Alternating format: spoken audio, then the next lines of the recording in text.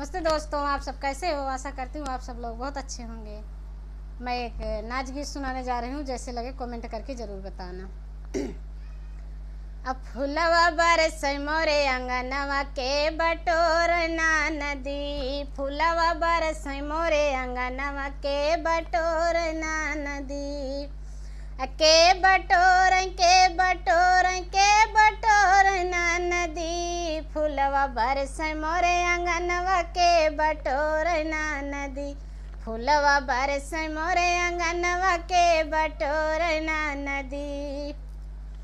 चारे महीना ननदी गरमी के दिनवा, चारे महीना ननदी गरमी के दिनवा, तोहरे भैया बिन बेनियावा के डोलावे ना नदी, तोहरे भैया बिन बेनियावा के डोलावे ना नदी।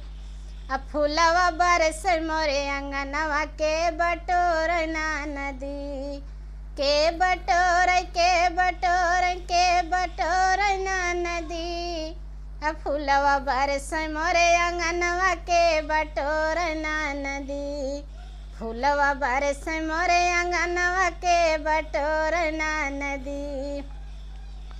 चारे महीना ननदी जाड़ा के दिनवा, चारे महीना ननदी जाड़ा के दिनवा, तोहरे भैया बिन रजैया के ओढ़ावे ना नदी, तोहरे भैया बिन रजैया के ओढ़ावे ना नदी, फुलवा बरसै मोरे अंगनवा के बटोर ना नदी, फुलवा बरसै मोरे अंगनवा के बटोर ना नदी, के बटोर के बटोर के बटोर ना नदी, फुलवा बरसै मोरे अंगनवा के बटोर ना नदी।